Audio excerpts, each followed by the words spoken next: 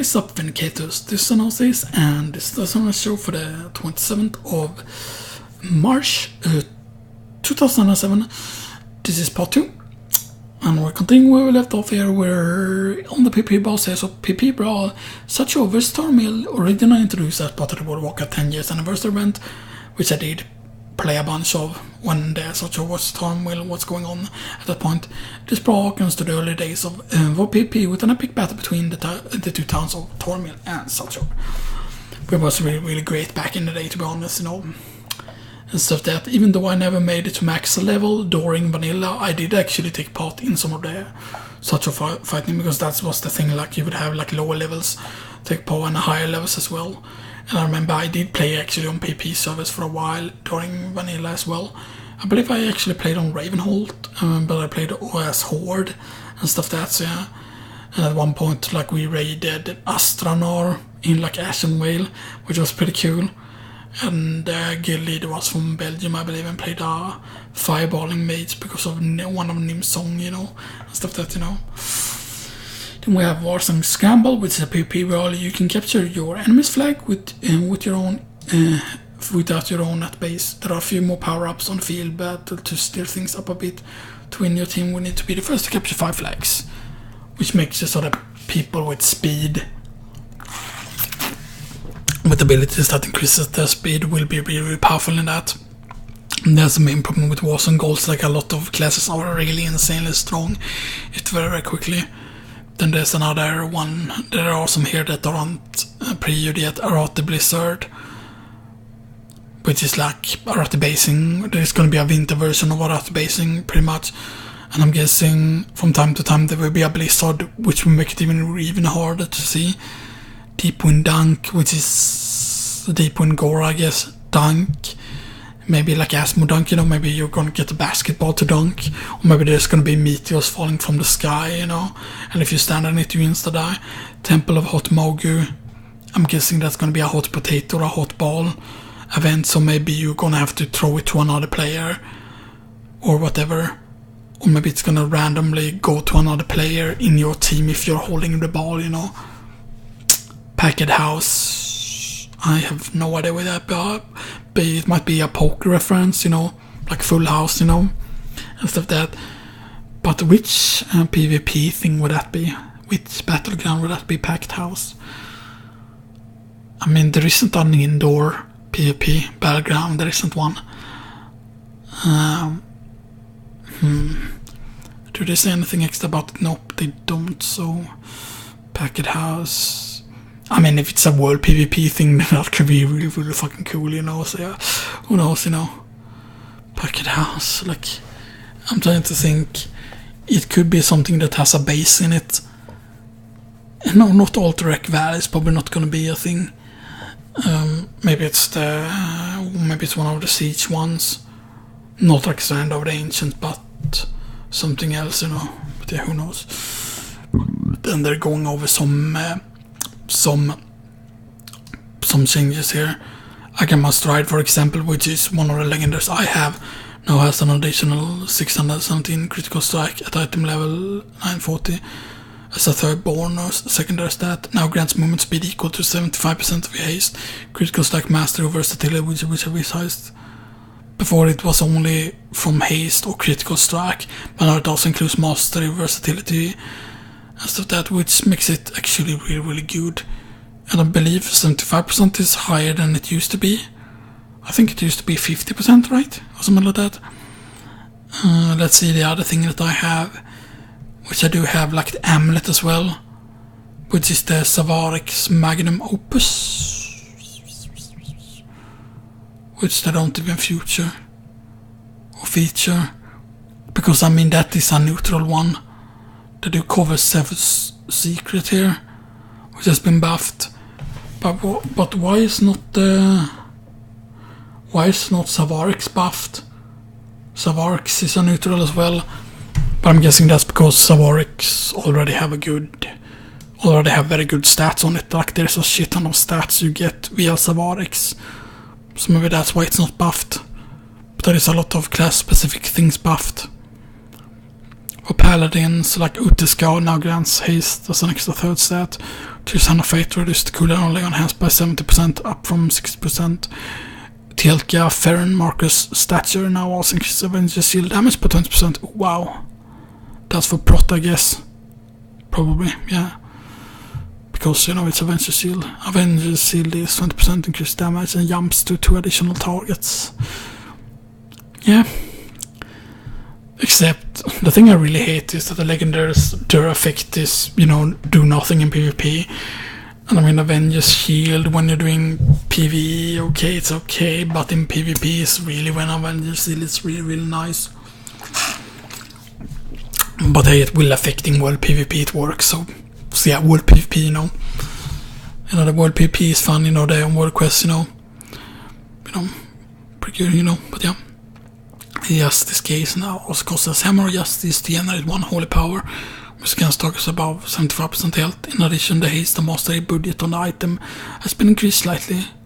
Augils Yamar, the arm gods of awe, now has additional haste. There's a third bonus secondary stat. That's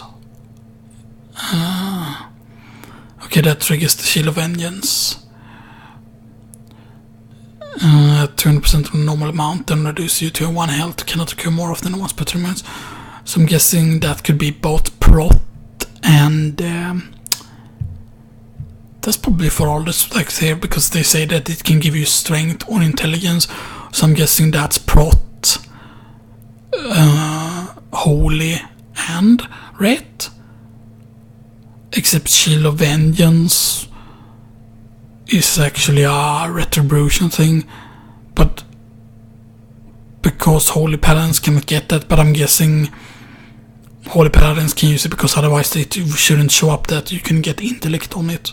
So yeah, Ute's Guard is of course is giving you different things depending on what spec you are. So Holy Protection gets the same thing, Retribution gets one thing as well. And it also affects Blessing of Spell Warding if you are spec'd into that. So yeah. Yeah, Holy Protection, your Blessing of Freedom, Blessing of Sacrifice, and Blessing of Protection have 50% increased duration and heal the target for 50% of maximum health. Which, you know, would be completely like broken in PvP, like then you would just throw those out. Use some people, even when a person doesn't need it, you would just throw it out just to heal your teammates, you know. Stuff that would be pretty hilarious, but yeah. So there's a lot of interesting things here.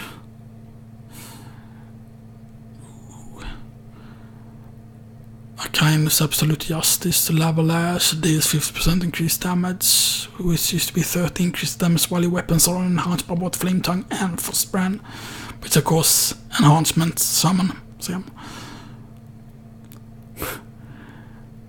Pristine Proto Scale Gird had a tooltip fix, but no other real change to it. So yeah, there's a lot of really cool things that has been changed. Oh, a lot of Demon Hunter ones has been changed. The one with the most changes is of course obviously Druid, because Druid has so many specs, and a lot of Monk things were changed as well. So yeah, Rogue only had 2 things changed to it. So yeah, that's pretty cool, you know. The thing I really dislike about the local legendaries are that a lot of their models aren't unique models, and they're very, very boring looking to be legendaries, you know. Which is a bit weird. Legendary items now require level 101 was 110, which makes it so that your lower level characters, like it's possible to twink a 101, will be even stronger now. But Stampton 2 makes legendary drop Battlecry protection more spec specific, which makes it so that if you play a certain spec and you haven't gotten a legendary for a long time under that spec, or if you, for example, you get a legendary as a prot spec, you get a prot specific legendary, then it will increases your chance to get a ret or a holy one, for example, which is a really, really good system, you know. The system now look at how many legendary items you have that can drop for your spec. So if you switch specs, the system will know how many legendary items that work for that spec. If you don't have any for that spec, you will have a higher chance to get one, which is good because I have no spec specific legendary so far, crafted legendary items don't count against your legendary Battlecry protection. You can target a specific sort of legendary items with a relinquished token from the broken sword, even though the chance is very, very low. That is still useful if you're trying to snipe a certain legendary. And I mean, like, eventually those tokens, I believe, you can spend them on other stuff as well, I believe, and not just that thing, you know. But yeah, I mean, like, it's definitely worth spending it on that more. Like, if you can spend it on other things, then spend it on those things first. But once you have no more use for it, then you could just spend all of it on trying to get legendaries and stuff that, you know. I kind of wish though that they would increase the amount of legendaries you could equip, you know. The coolest thing would be if you eventually could equip a legendary in each slot, you know. Because that would just make it so that you getting a bunch of bad legendaries wouldn't be that bad. Because then it would be more about trying to cover all the slots, you know, and stuff that. But yeah, but I don't think there's a legendary for each slot for all of the classes, you know. But I'm uncertain about that, but yeah. They went over some crafted legendary items there. They went over some blacksmithing things, some tailoring things, some leatherworking things, legendary profession quests, so yeah. Some are pretty interesting. And there are things that you need to do here. Find a legend of the 4 hammers in Dalaran. But the question is, will you be able to get this? Because, for example, on my blacksmithing, I used to have engineering on my main prot paladin, but I haven't done the blacksmithing quest yet, even the one to just go into like Halls of Valor, like, which is not even mythic, like just go into any Halls of Valor and just like, or not, no, it's not Halls of Valor, it's the Mars Souls, I believe, because I need to get a hammer from there to proceed from some of my profession quests.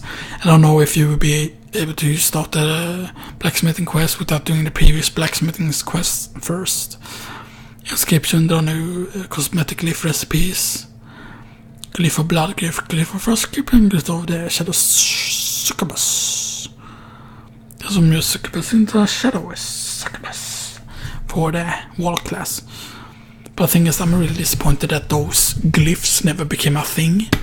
Or maybe they're not in the game yet, but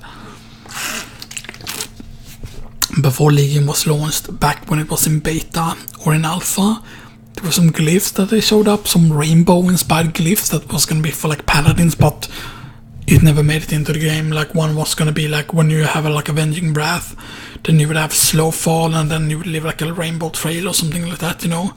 And there were a lot of stuff like that, but it seems that those never came into the game. Cooking, Naomi can now create prepared ingredients as a part of his work orders, which can be combined to create up to 10 servings of a random recipe nobody pair. That's actually very, very good. So if you have a bunch of ingredients, that's really good. And if fishing artifact appearance unlocks items has been added, and there's currently no new source for them. So it's gonna be interesting. You can now get artifact power tokens for more archaeology. Thank God for that. Sometimes I didn't feel motivated to do certain archaeology things. There are certain of the archaeology quests that I want to do when they're up, like I did one for the moose mount for the spirit moose, because that's just very, very cool to do, but a lot of them aren't interesting enough, you know, and stuff that new elite dig sites with more challenging mobs have been discovered in the Broken Isles. All enemies summoned by archaeology cannot be killed by multiple nearby players. That's great. That's fantastic. Yeah. Unlocks Obliterum Forge at no cost. I don't have Obliterum Forge on any of my characters yet, so that's great. So yeah, the first application of Obliterum will bring them up to 840, and Obliterum cap has been increased to item level 875. That's great, because I do have some gear on my Demon Hunter that I bought from the auction house that just had a basic value of, I think it's 815. I think was the base value of those crafted items, which of course then if this unlocks and I get a free Obliterum, then I'm going to upgrade some of those crafted gear. And I mean, being able to upgrade to 875 is really good. That will probably make it so that the crafted items will go up in price, hopefully. So I can probably make quite a lot of money on my leatherworker and on my blacksmithing, probably because of that, hopefully. Better bet on, you know, really look forward to it. Oh, I have to stop now. It's almost at the time. Sorry about that. I'm gonna have to continue on tomorrow or